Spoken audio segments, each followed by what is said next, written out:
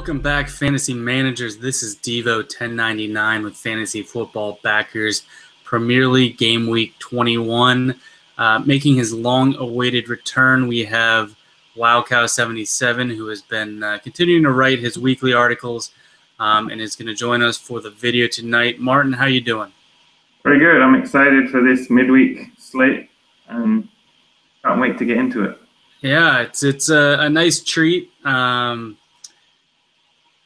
We'll see how these teams are set up to have healthy bodies fill out their lineups here. But right in the middle of the transfer window, there's some movement going around. We'll see if any of those players end up in the lineups. I kind of doubt they will make it for this first game, but we did see Damari Gray for Leicester show out a little bit at the weekend. I don't think he'll start. He would have to beat out Albrighton, I believe, to really get steady minutes. But players like that are ones we'll want to keep an eye on. They should be relatively inexpensive. He was $6.1 million for Birmingham on Mondogoal, and he's listed at 3,500 at a forward position, which would be great on Draftkings. But realistically, I don't think we're going to see him on Wednesday. But let's start with the shorter 3-game slate on Tuesday. This is sort of a difficult slate, but because we're getting all the lineups at once, certainly a playable one. Starting out at Villa Park, we have Villa hosting Palace. Villa is an absolute train wreck right now. Their supporters have turned against them. They're they're protesting out in front of the stadium. Things are pretty dire there. I think Remy Gard is probably a decent manager, but he was just dropped into a terrible position. Alan Hutton will not be around for this match. Looks like Grealish is also a doubt. It just seems like a stretch to think Villa can hang around here. And Palace is sort of, even without Balassi, is sort of set up to, play that counterattacking away style. Do you think Villa has a prayer in this match? I can't see him. I can only see Palace winning. There's not really any quality on Villa. There's nothing about them makes you think that they can keep a clean sheet. So I think if Palace score reasonably early, then it could get a little ugly for Villa. There's not. I'm struggling to find a player that I'd like to pick on the Villa team. Yeah, I don't mind Ayew. He was pretty good until he got himself suspended for yellow card accumulation. Kind of plays, particularly on DraftKings, because he plays more of a wing, so he gets some crosses. And you'd think at home, with all this pressure, that they can at least, fight and maybe at least have 45% possession or something like that. But, lofty goals, of course, in Villa Park these days. Verito as well is a player. His price has crept up a bit on Mondogoal, but and on DraftKings, taking corners and crosses, he's a lot more valuable. But I do like him on Mondogoal as well. But I don't know if we're really going to be gravitating to too many Villa players. Without Balassi on Palace, Punchin has definitely, been a bigger part of the team, and Cabaye should be back. Last I heard, Wickham was fit. Do you think that they're going to start him? If he's fit, I would think he's been by far their most effective forward that they've rolled out this year. He can hold the ball up, he can bring on rushing midfielders into play more. So I just think his all-round game, maybe he doesn't score a lot of goals, but he offers other stuff to the team that are effective to their style of play. Yeah, he's not beating anybody out that's done anything. I don't think it's it's just a matter of whether whether they think he can go more than an hour and whether that would be more valuable at the start of the match rather than him coming on at 60 minutes and finishing the match out. So I think that's the only decision Pardew has to make. Because the 3-game slate is not really offering many forwards. I think we may end up playing whoever Palace starts, even though that has not been a place to find goals this season. I guess, you could look at Hennessy, you could look at Suarez, you could look at Joel Ward. I think betting against Villa's attack is certainly been effective and will remain effective as long as this season goes on. So let's move on to Bournemouth. They have spent the week buying up forwards. I don't believe any of them will make it, but certainly promising. They recognize that Glenn Murray wasn't doing the job. They were very unlucky with losing Callum Wilson and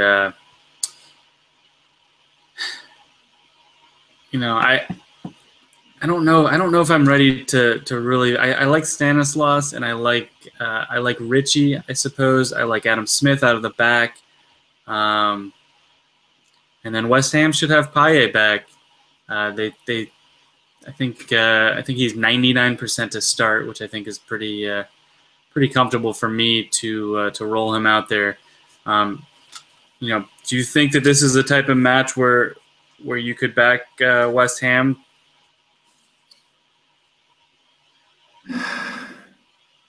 Difficult. They're just a difficult team to pick, West Ham. I mean, you just don't know which team is going to turn up. Obviously, Payet back is a big boost for them. And Carroll's fit. I mean, it offers them some presence in the box from set pieces. So that's always going to be a threat. So I certainly see that they could score at least a goal.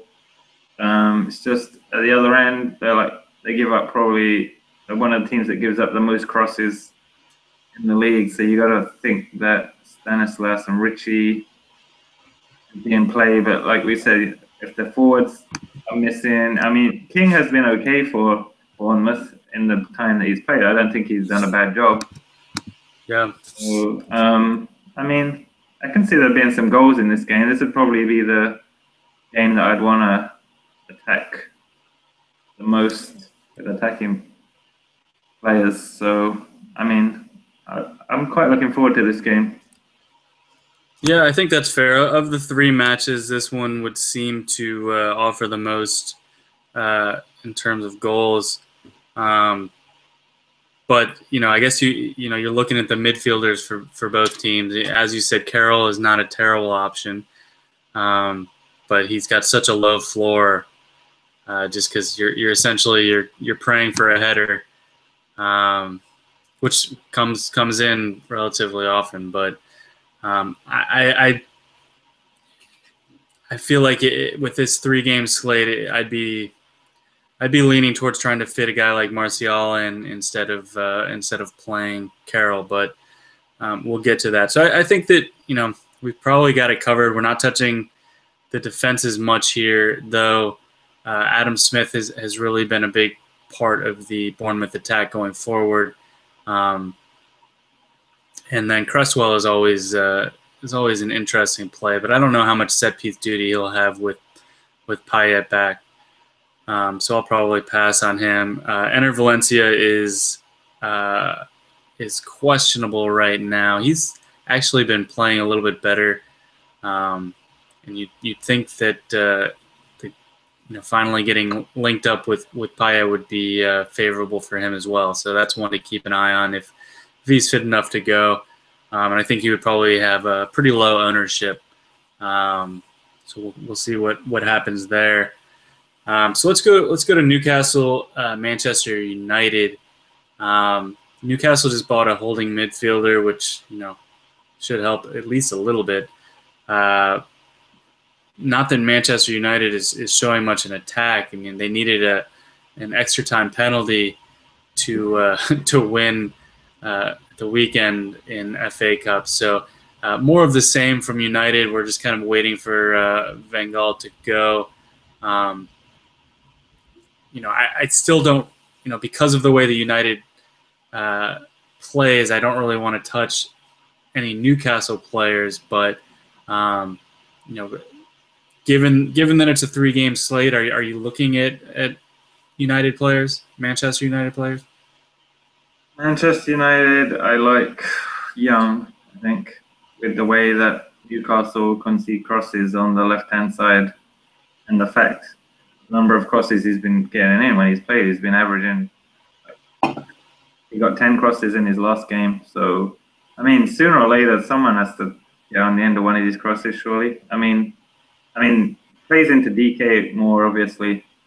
You're getting the boost from the crosses, but even on Mondo, I mean, I don't hate what he can bring to the table.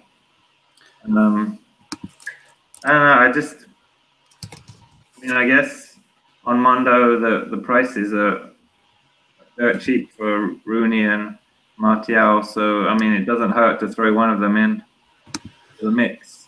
None of the prices really on Mondo are terrible for any of the players except Payet. No, you can pretty much have whoever you want for Mondogoal on the Tuesday slate, which is frustrating. I like them to normalize those a little bit better, so there's not so much overlap. But at least from a strategy standpoint, there's still a few different directions you can go with this slate.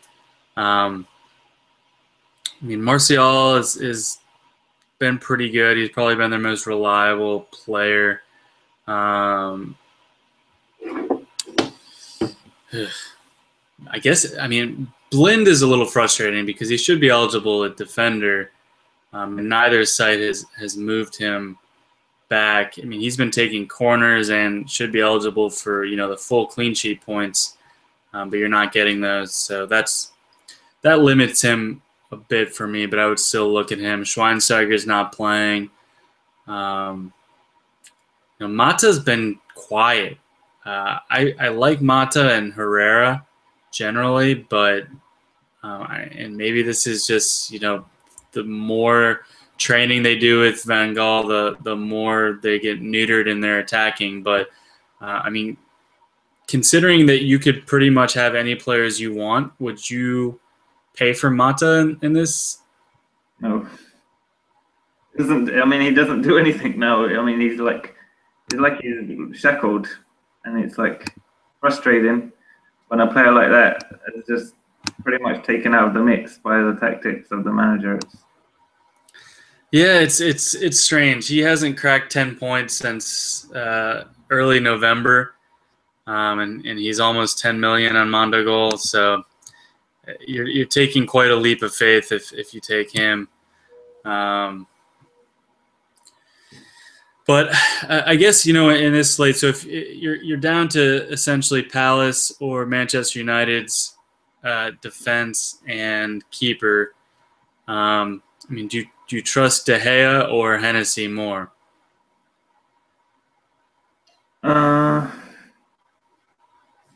I don't mind either of them. The way Man United plays, they're pretty much set up to try and win 1-0. So, if De Gea is cheaper than Hennessy on Mondo and he's more expensive on Draftkings, either one I think should get you the win. And I wouldn't say the other. I think they've pretty much got a good shot at a clean sheet. Maybe De Gea slightly, I'd say. Yeah. If I had to choose the one, I'd say maybe just slightly De Gea. Yeah, I think it's pretty comfortably De Gea for me, just because I think he's one of the best keepers in the Premier League. They have a good organized defense, and Newcastle is they just don't really have much going on in their attack. Villa's a worse attack, but I think United is that much better a defense than Palace, so I think I would definitely lean that way. But Tuesday's a nice little precursor to Wednesday. Keep us busy, and there's enough different directions that it shouldn't be too much overlap. I like the fact that we'll have all 3 lineups or all 6 lineups, so you don't have to play too many guessing games with the managers here. So I think that makes sense. I think leaning on Bournemouth and West Ham's attacks, maybe sprinkling a little United, and then Palace and Manchester United defenses. You've pretty much got it covered. I would imagine most people are going to go that general direction. It'll just be a matter of selecting which players among that are going to get it done. So let's go to the bridge. Mildly resurgent Chelsea. I don't know if I'm ready to really declare that just yet. They've had a nice soft spot in terms of the attacks they've faced in the past few weeks. They gave up 2 against Watford a few weeks ago, and then played that painfully boring draw against United. But they get West Brom, and though West Brom gets McLean and Rondon back, they still don't offer a whole lot in their attack. Most of it is set piece type stuff. And Chelsea's typically been organized enough to handle that. They've got an injury problem of their own. It sounds like Hazard's out. Costa's a doubt, and then both Oscar and Remy are both questionable. So I gotta guess that Remy is able to give it a go because he's really the only striker they have left. Otherwise, they've got to play either Oscar or I guess Pedro up top. I want a piece of this attack. Willian is been great all season. Would you go any further than that here? Yeah, I think if Oscar plays, I would like to play him. He seems to do pretty well with Hazard out because he can kind of take over the mantle of the playmaker, which he seems to revel in. I hope Remy plays because that definitely is a good salary saver choice. So I wouldn't mind rolling out 2 of those 3 in a lineup for sure. What about Fabregas? No, he doesn't do. He doesn't do enough for me. I haven't really seen his last few games, but I haven't really noticed any games I've seen. He just doesn't seem the same player for Chelsea that he did for Arsenal. Well, yes, and even just the first half of last season, he was fantastic.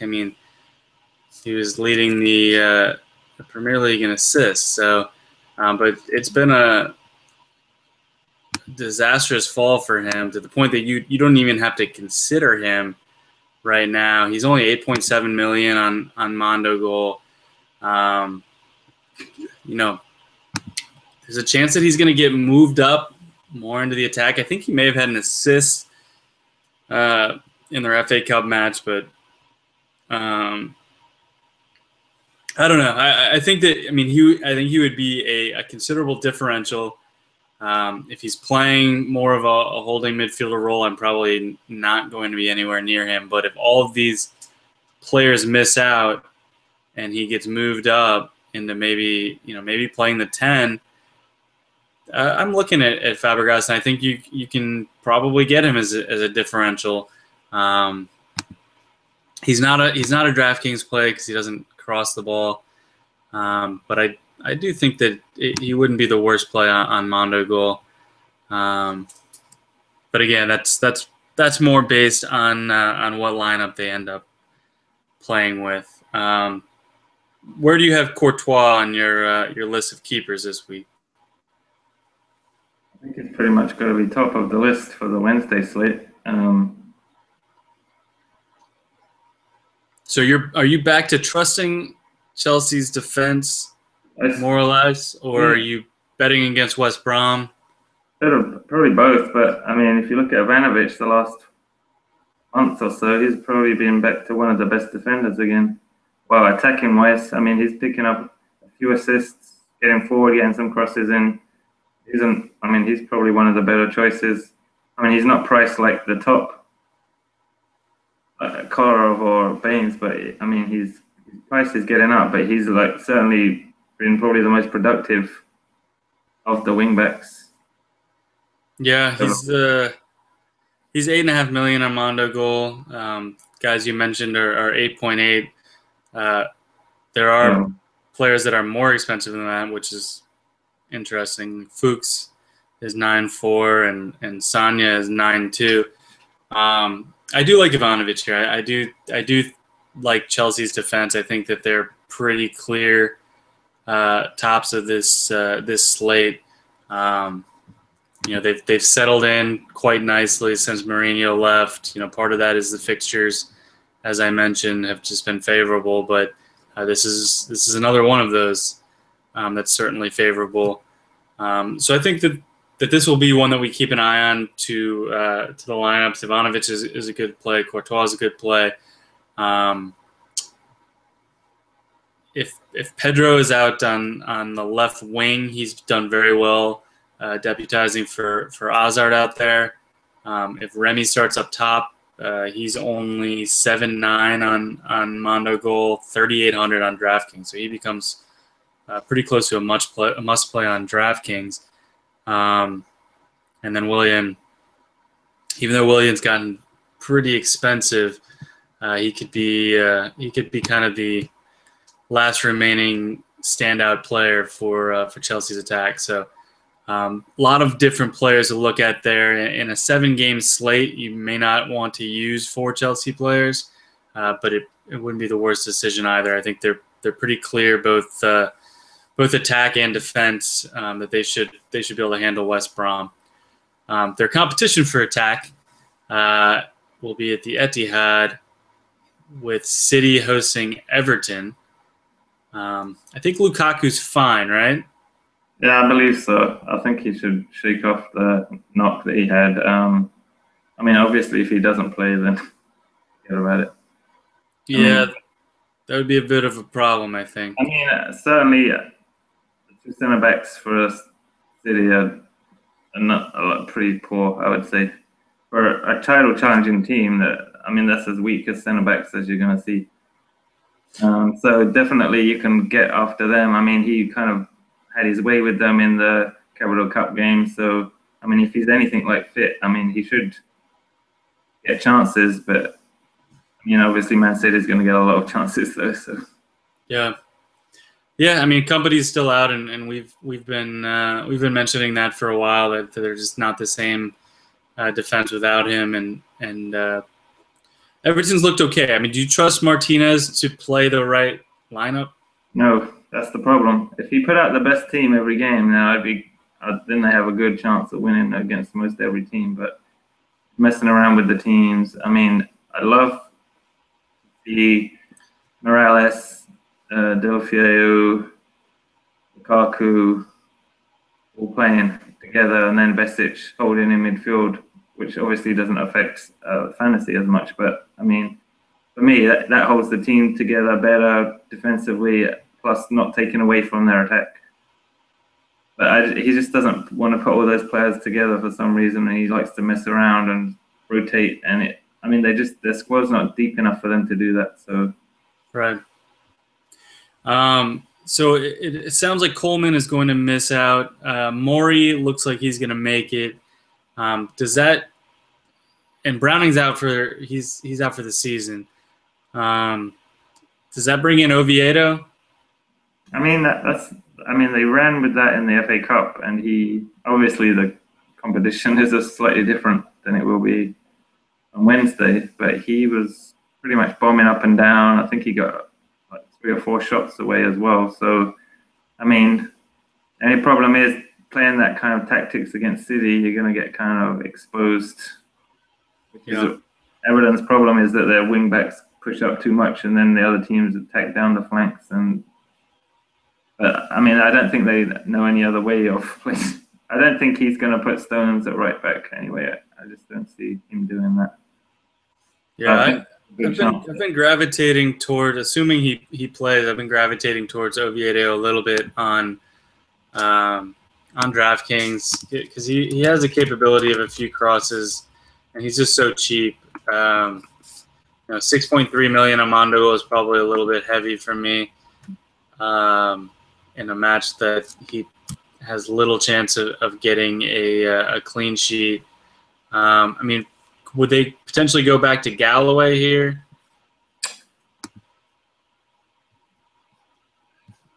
I don't know that they play him at right back. Seems to either play. I mean, he's usually left back, but you just can't read what Martinez is going to do a lot of the time.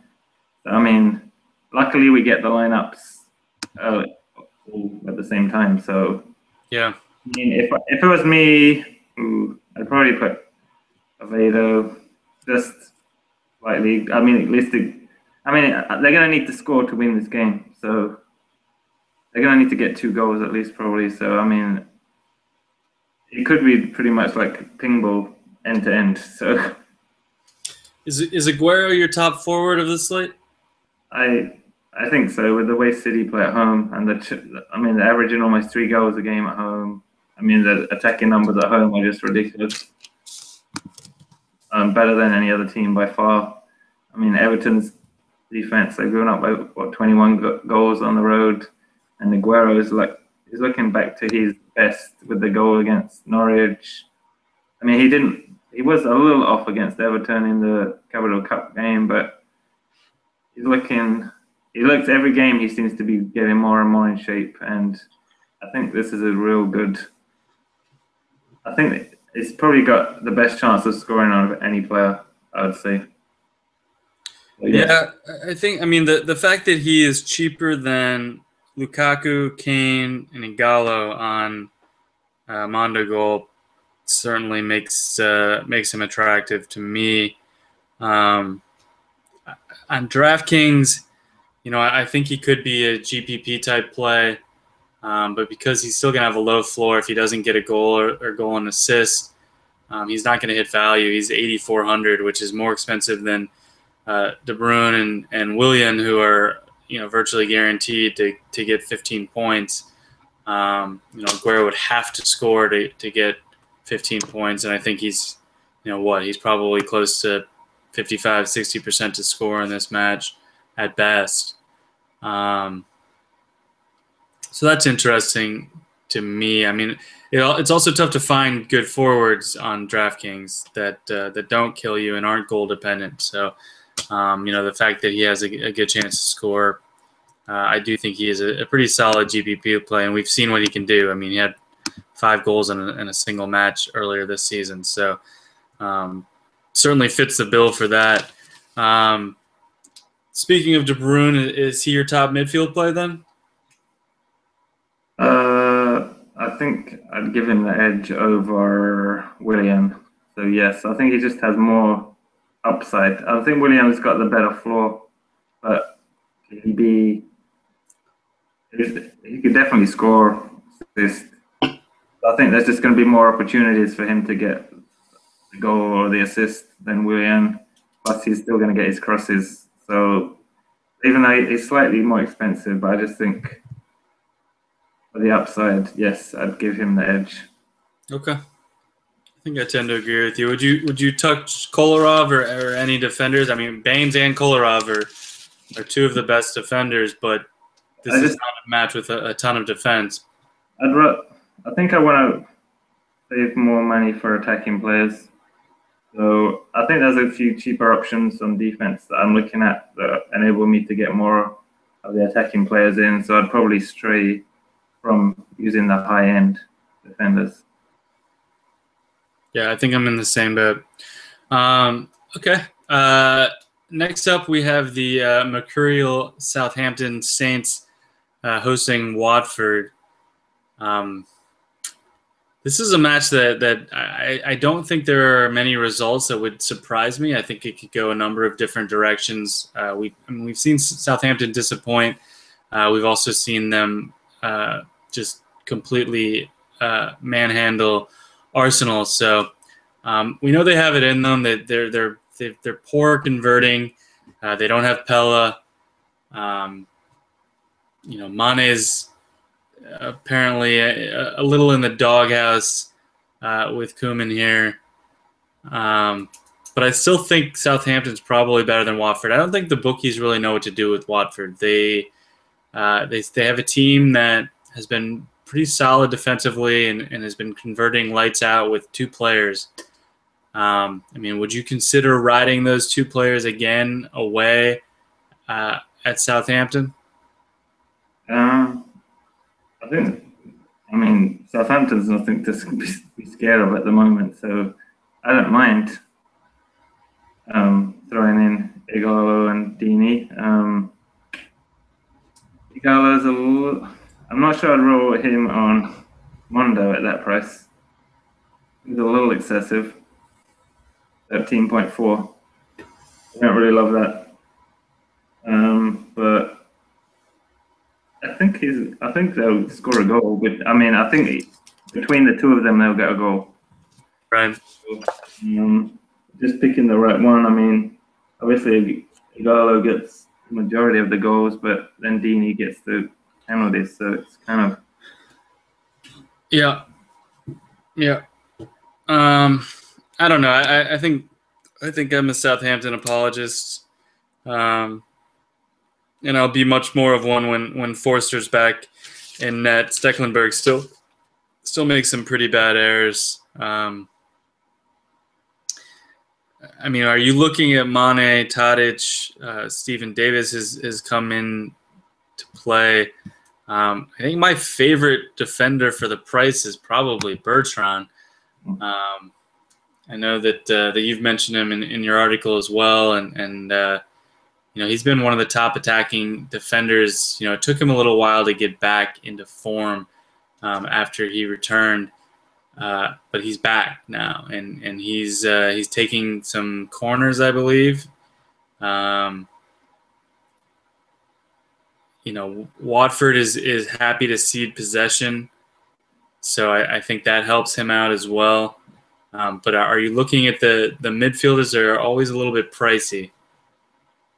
The one I picked out was DWP. If he plays, he kind of interests me at his price for his floor. You just don't know what. He doesn't seem to like Tadic anymore, and Tadic is really been off set pieces as well. So without that, what are you paying for with Tadic? Mane has just not. Tadic is still probably on penalty duty there now. I don't know what Koeman's doing basically half the time. So nothing surprises me. Some of the teams he rolls out, you just don't know. But Mane, I haven't seen him do anything, so I'm not paying up for that. He's got to show me before I pick him again. So you're paying for his potential and his past, and his what was that 90-second hat trick. But yeah, I feel like he's really fallen off this season. He's just not he's not in good graces with Koeman, and you're just paying 10 million for him is such a stretch. And like you said with Tadic, I don't think you can count on him even if he starts. I don't think you can count on him going 90 minutes right now. But it's $6.5 million on Mondogoal. If he's on penalty duty, is certainly not terrible. But he could end up throwing 3 or 4 points up there, and he wouldn't totally kill you, but it wouldn't be what you're looking for in a midfield spot. And then Shane Long. Shane Long has actually been quietly good despite the reputation. He had 2 goals against Arsenal on Boxing Day. Could you stomach him here?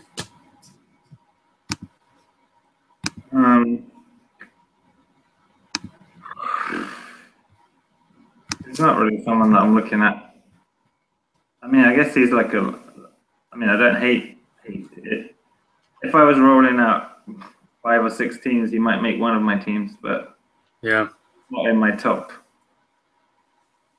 0. yeah. We're gonna get to some other striker eligible players here shortly, and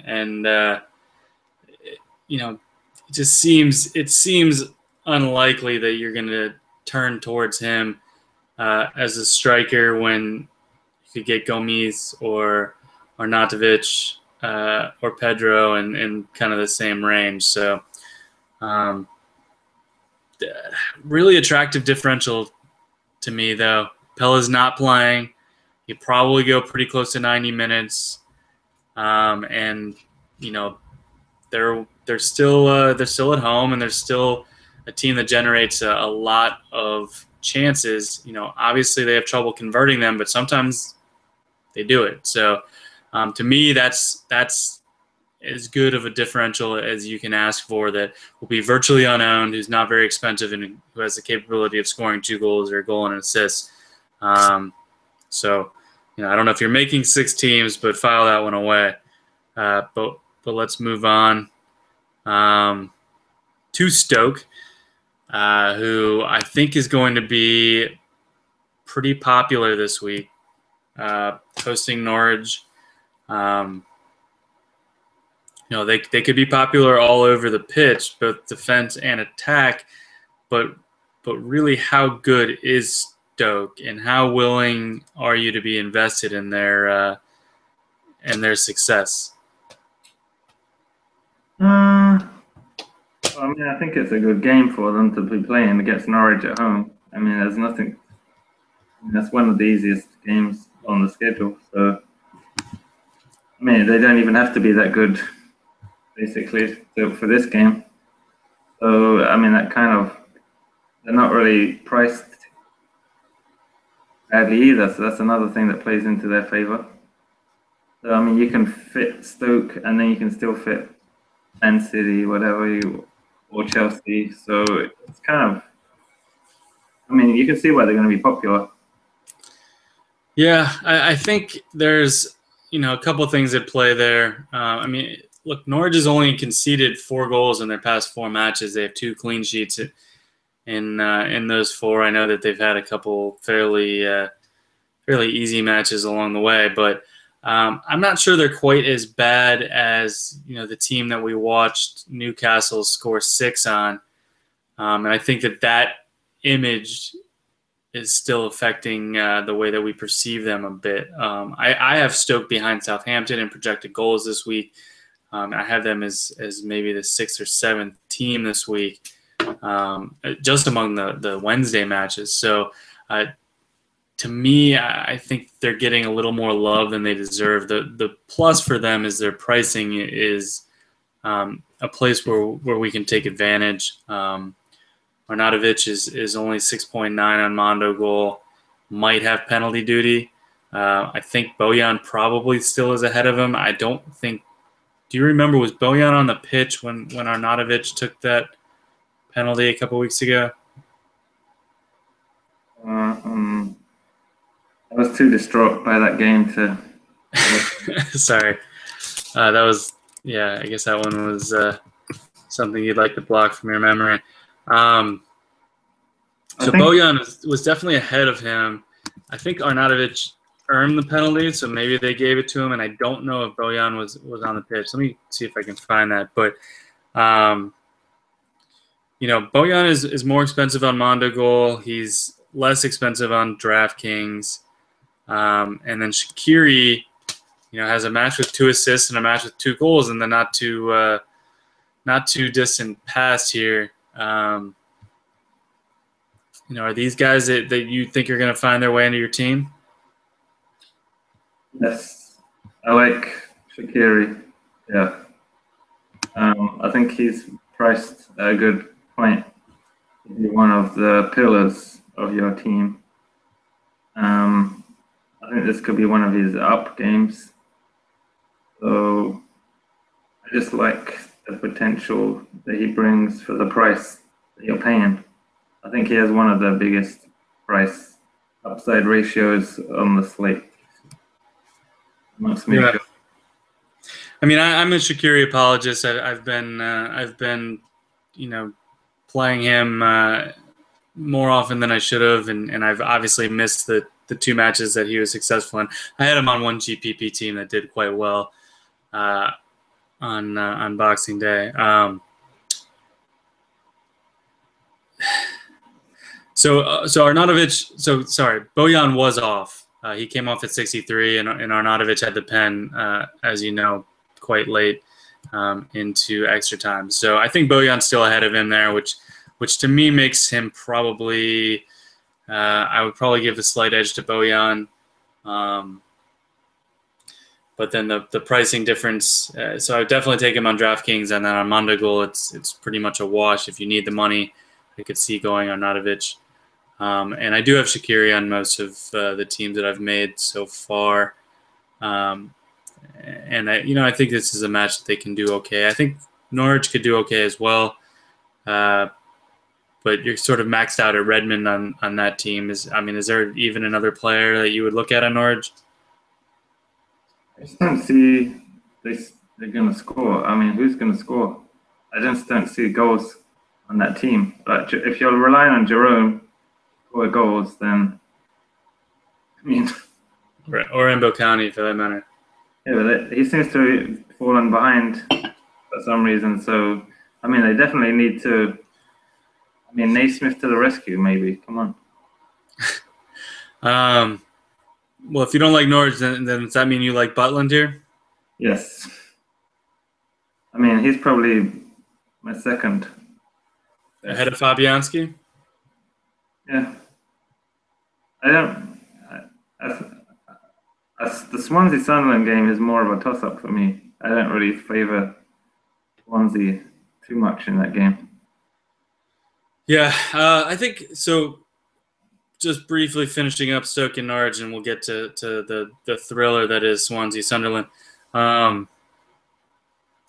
We mentioned Southampton, Bertrand, maybe Cuco Martina if Cedric is still unable to go, and Van Dijk. You could have a little mini Southampton stack if you don't think Watford can score. I also think that ends up being a differential because we're so convinced that Watford can score every single match because that's what they've been doing. I do think Igalo's good. I think Dini's good, no question. But good players blank all the time. They just haven't. So I think that the mindset of and psychological portion of that is people expect them not to. So even if they don't take Igalo or Dini here, they're probably not going to take Stecklenburg when they have a pretty reasonable chance at a clean sheet. And as well as their defense. So I think that they make for a very interesting Mondogoal GPP type team. And Stoke is also in that same realm, though I don't think people will fear Norwich's attack like they fear Watford's attack, despite them being pretty comparable to me. So, you could take Shawcross is nice and inexpensive. Johnson, the American, Jeff Cameron should be back for this one. So I think you could do you could make a little Stoke team. I don't think they'll be as low owned as Southampton. I think they're comparable, as I mentioned. I might be a little more comfortable with Stoke, but you can't pay for Butland on Mondogoal as the second most expensive keeper, can you? On Wednesday, I would. Really? Why not? I mean, I don't think. Well, Courtois cheaper at 8.7. I mean, I guess I'm ranking them Courtois and Butland, so. Right. But Fabianski's 5.9 million. Stecklenburg's 5.2 million. So you're telling me that you would take Butland at 9.2 over Stecklenburg at 5.2? I'm not sure that Stecklenburg's got that much chance of winning. So. Well, yeah, I'm talking Mondogoal, so winning doesn't matter. But I'm putting you on the spot here a little bit. But I just I don't think he's going to keep a clean sheet. Let me say that definitely. I'd say 99% he's not going to keep a clean sheet. well, if you'll give me 99% and I can get 100 to 1 on Southampton's clean sheet odds, I will take that. I think that there's just, like I said, I think that there's some recency bias at play here. That Stoke is that much stronger a defense or stronger chance of keeping a clean sheet than Southampton is. I think that's just completely wrong. I think they're very similar, and I think Southampton will be just criminally underowned. We'll move on. Swansea will be very highly owned, and I think, like you said, they're not very good. They lost to a fourth division side in FA Cup. Yes, they played, a rotated squad, but now they've got Sunderland. The bookies have Swansea planted as a pretty heavy favorite here. One of the favorites to keep a clean sheet. I think they have Fabianski's second behind Courtois, and like I said, he's down at 5.9 million. So taking the names out, looking straight at the numbers, you would almost have to plug in Fabianski as your cash keeper. Do you trust them? No. Not anything that I've seen. Well, I guess they've improved a little over recent weeks, but I'm just not confident in that team at all to produce anything. I mean, how do you marginalize the great John Joe Shelby and expect to be anything? Come on. Yeah, but so they did keep 3 consecutive clean sheets leading up to Manchester United, and they got a result there. Well, I know they ended up losing that, didn't they? But Sunderland have been able to score, so that's not been the issue. They've scored a lot of. I mean, they've been scoring on the road as well. Aren't they scoring when games are over, though? Still a goal. I mean, it's still like, if you're saying that Fabianski is going to be your cash player, I mean, Sunderland's going to score, I think. So Fabianski would absolutely be my cash play at 5.9 million if I needed the money at midfield and striker, which I think you do. I will 100% roll out Fabianski and just. I mean, look, they kept Palace scoreless, they kept West Brom scoreless, they kept West Ham scoreless. Sunderland is worse than all those teams. They are. No, they are. They are. Come on. As a team, yes, but I think they've not maybe not attacking wise, defensively for sure. Defensively for sure. I mean, attacking wise too. Come on, like Jermaine Defoe. Come on, he's the great. So. I mean, win aside. We're talking Mondogoal. So win aside. So that it's irrelevant how bad Sunderland's defense is, which it is the worst defense. I think they're worse than Villa personally. So let's look at their attack here. And in the past 4 game weeks, they have 3 big chances created, which is second last ahead of Swansea. And among chances created, they're more. Looks like they're about 13th. So they're getting some decent chances. Maybe that's what you're thinking. They're also, I think they scored on City when they were already down considerably. They scored in both road games against Arsenal, right? Yeah, but the game was over. I mean, I get what you're saying. They're not.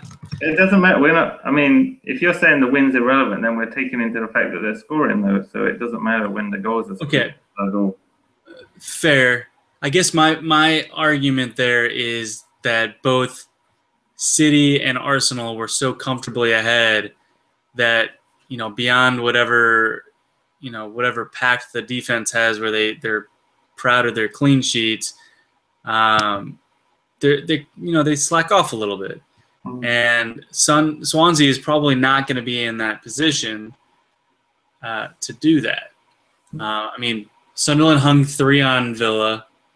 They got 1 against Chelsea. They got 1 against City. They got 1 against Arsenal. But they lost by multiple goals in each of those matches. Obviously, Swansea is not any of those teams. This just looks to me like this could be very much a 1-0 match where Swansea is much more focused. If they can get a goal in the first half, they're going to be focused on slowing down a bad Sunderland team. So I don't know. I mean, there's chances of anything. I'm fine taking a chance with a 5.9 million. Now on DraftKings, he's a little more comparably priced to the other keepers. I think his win chances are okay, not as good as City or Chelsea. His clean sheet chances are pretty decent, but I think you take Courtois or you take even Lloris there, which we'll get to, but. All right, so if Swansea scores, who's scoring? Sigurdsson. My choice. I mean, he seems to have picked up his game a lot since Monk got fired. I mean, it might just be coincidence, but he seems to have taken over as the talisman again for them. I just don't like any of their forwards. I mean, Gomi's numbers at the beginning of the season were good. They just tailed off so badly. I just don't know what. I mean, I don't know if it's confidence or he's just with stuff going on in his personal life. I mean, it's difficult to say, but I just can't see myself trusting him in any of my teams. I don't hate it. I mean, if you think they're going to win, then he has a decent, reasonable chance of scoring, I guess, if he's starting. But I just think there's many more options that I choose ahead of him. Yeah, so I kind of floated this question on Twitter earlier today, and about Swansea, and ended up talking a little bit about Sigurdsson. Yeah, I agree. I will have Sigurdsson on my team. I had him against West Brom, and he was bad. I didn't have him against Manchester United, and he got that goal. But generally, he has been their engine over the last 4 or 5 game weeks. Here's something interesting. Over the past 6 game weeks, among midfielders, he is second in shots on target, 7th in chances created, 8th in crosses. Take away the disappointment that Swansea's been, and you look at those numbers, and he's priced probably closer to like the 12th to 15th midfielder, and he's facing the worst or second worst defense in the Premier League. It's really not a conversation. So I think Sigurdsson is a great play and one you can confidently roll out. Gomes takes a big leap of faith.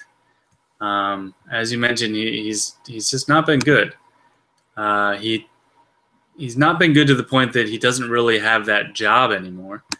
And they're playing strikers that they probably know won't score, but they just don't know what to do. I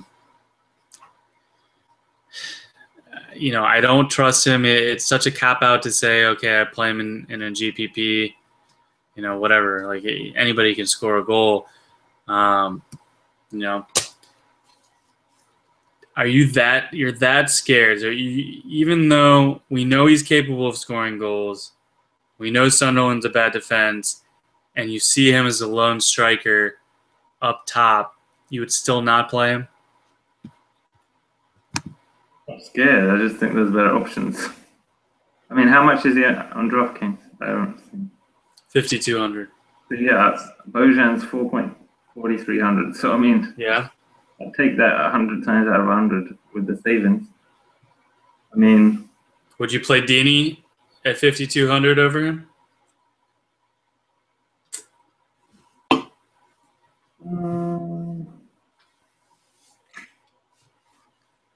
That would be close. I think I'm either gonna though my strategy would either be one high price forward and then hope that Remy plays or Bojan. I'm not really looking so much in the mid tier. Yeah. Probably not. I'd probably just avoid that whole 5 to 6 million range. All right. Well, that makes me feel better because I'll definitely have him on some GPP teams. And if you're consistent with the other managers, then he'll be a solid differential. But I look, I agree. He's not been very good. But like I said, if he's the lone striker and he's facing Sunderland, I think he's better than these Stoke strikers. I think Stoke could be a potential trap. I'm not touching Lukaku in this match. I'm not touching Costa if he's not starting. So he might be down the list a bit, but I think I would end up on Gomes more often than most. It sounds like. And then our boy Shelby, he's not really playable as a defensive mid, even against Sunderland if he's not on set piece duty. So I'll let him slide. Going to Newcastle, hopefully, so he might get some game time. Defoe would be the ultimate if you're trying to win a very large GPP. He'd be interesting because you're going to end up with people on Fabianski that won't even look at Sunderland, and like you said, I will play Fabianski. I'm confident in Fabianski, but I'm not going to cry if he gives up a goal because it wouldn't be the shockingest thing in the world. Let's go to Anfield. This is a match that is a little bit less interesting than it was a week ago because Liverpool has lost a few players, namely Coutinho will not be going here. What sort of strategy do you think Klopp ends up putting out in this match? Try not to lose by too many goals. I don't know. I just don't. There's not Liverpool. I think they're a bit overrated. An unbiased opinion. I just don't see Klopp's done that much with them right now. Where are they rated then? They're what they are. People seem to think Klopp's the greatest thing, but they're a mid-table team, which is what they are. What do you think? They're 6th, 7th? Where are they now? They're 8th right now. I'm saying where do you think they finish? I think they're between 6th and 8th at the end of the season. They're not like a European team. And who's talking about them being 4th? Nobody. People going on about Klopp is like the greatest thing in the world, and it's like, get out of here. Yeah, you're mildly biased. Well, he's creating straw man. You probably seek out people on Twitter that say good things about Klopp and I do tell them off. But I don't know. I just don't see. I mean, they're kind of boring now as well. 1-0. They have more 1-0 wins than any other team. I don't know. Yeah, those are also called wins. I don't think they can beat Arsenal. I think a draw is probably in the offing. I do think Giroud is interesting because it sounds like Liverpool is going to be missing some center backs. Skirtle's obviously out. I believe I saw there are a couple more doubts. Lovren's out, which probably is a good thing for them. And then Sacco is questionable. So that could be something they can take advantage of. If they can get in position and get into the final third on the Liverpool side of the pitch. Henderson is a doubt. Coutinho, as I mentioned, is out. So I don't really know what Liverpool is going to be doing. Ozil's just too expensive now. Bellerin had 2 assists in the FA Cup match and looked really active. I mean, is this is this a match you just plan on more or less avoiding? Yeah, pretty much. I'm not really. It's just I just don't think there's that much value to be had in this game. Yeah. I mean, I don't see any price points that are real. I mean, check at 4.1 on Draftkings is. I wouldn't mind throwing him in. Yeah, that's pretty reasonable. I don't think Liverpool are really that much of a threat on goal right now. I could say 1-0 to Arsenal kind of a game. So right, yeah, I think you're paying for Arsenal's success, and this is probably whatever you think is going to happen in this match is on paper one of the worst matches they'll have is away to a top 5 or 6 team, or top 8 if you're an Everton supporter. So let's just move on. I mean, you're not paying 15.1 million on Mondogoal for Ozil unless you're really confident with some of the lower priced players and just have the money to burn. And by that measure, he could end up being a differential, and who knows? He's always capable of putting a good performance forward. But let's close with what was a really entertaining FA Cup match. And got some good news with Vardy likely playing. The unlikely battle for a top 4 spot or maybe a title. Spurs hosting Leicester. What do you like here? I think Spurs win this game.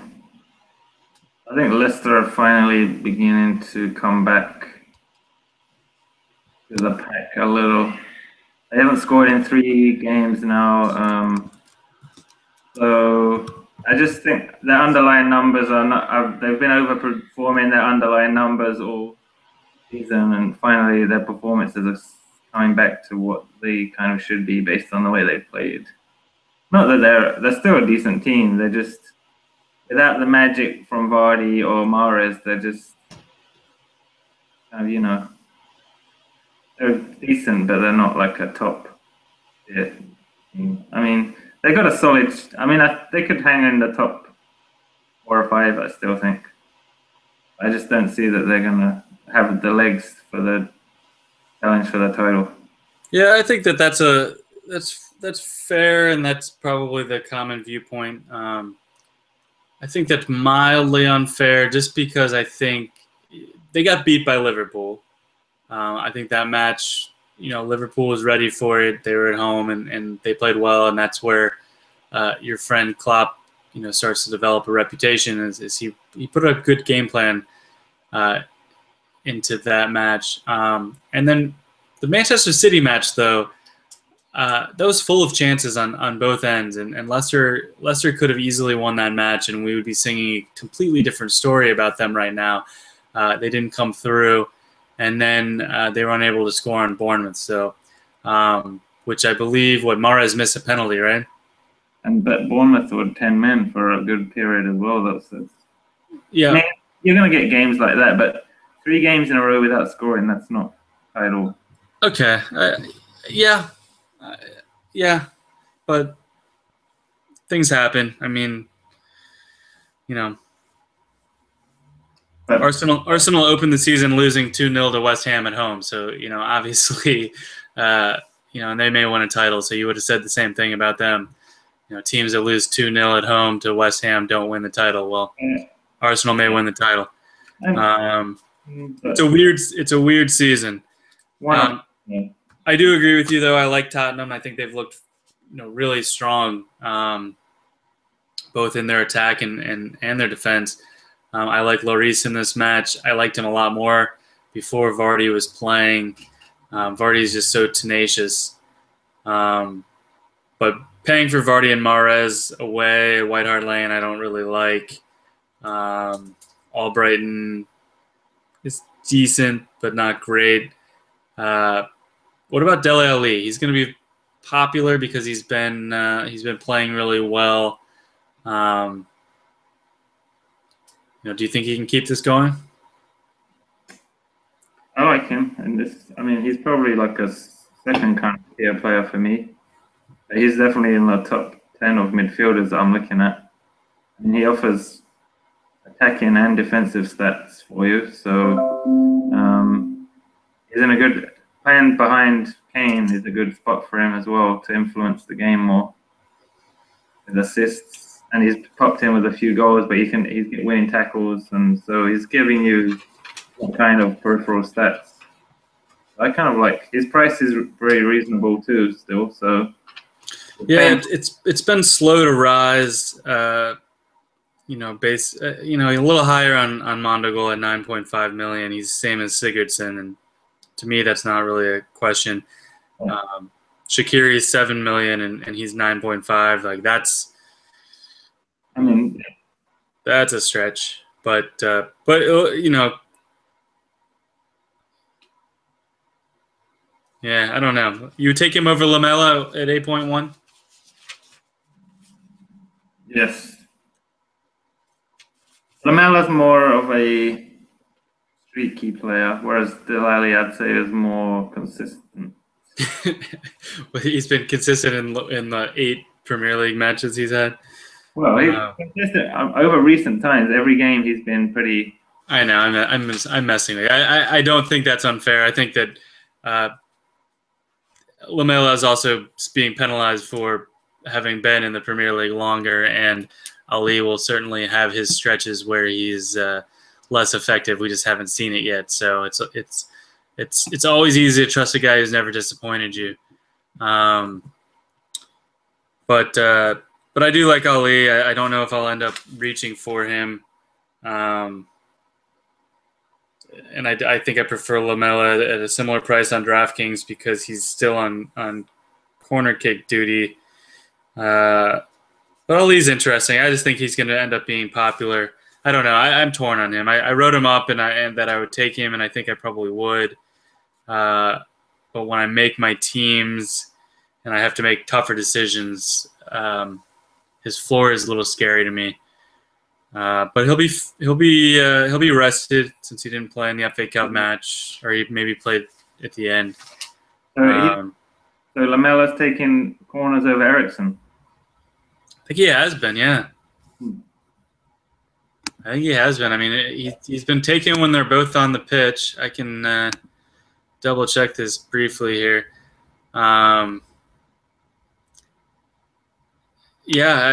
I think it happened a couple games ago and has been kind of stuck. Maybe they're splitting right and left corners, but let's see.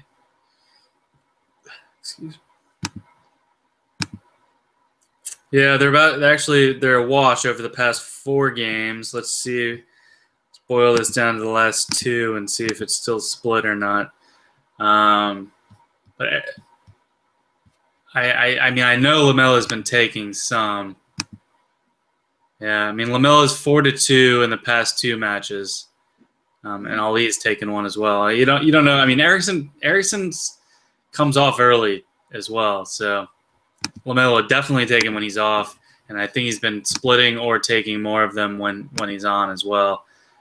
So it's something to consider. Ericsson's untouchable to me, and at his price, just because I don't trust him. He did have a nice goal in FA Cup, but what about Kane? You've got Aguero as your top forward. Is Kane in your top 3? Yes. You get there's a little discount on DraftKings over Aguero and Lukaku. And on Mondo, he's a little cheaper than Igalo and Lukaku. So I think he came on and scored the penalty, but so he's getting that's another bonus, obviously, the penalties, but true. I just think that's a reasonable price for him in a game that should offer a lot of chances. So yeah. Definitely he's probably behind Aguero. I'd say he's my second best. Yeah, I think he's 1 or 2 for me, and it's pretty close. City has a lot more a lot more varied attack, so there's more players I can score. So I think that can sometimes lessen Aguero, but obviously his upside is incredible. But Kane's been consistent and he's fit and has been, Aguero is always a question for me when he comes back from injury. Sometimes it can take him a little while to get going. He may be going again, as you mentioned, so probably less of a concern than it had been past few weeks. But I don't think you can go wrong with either of those. Maybe tough to play both on Mondogoal, and certainly tough to play both on Draftkings, GPP, or otherwise. So cool. I think we've rambled long enough, Martin. Thanks for making time to chat. Best of luck midweek, and then we'll roll in right back over the weekend. We got a double game week here, so pretty exciting. Hopefully, no major injuries over the next 2 days, and we won't have too much to worry about. We'll get some rotation at the weekend and find some value when those lineups are released. But best of luck to you, over the next 2 days, Wednesday in particular. Those should be the bigger contests, and we will talk to you again soon. Thank you.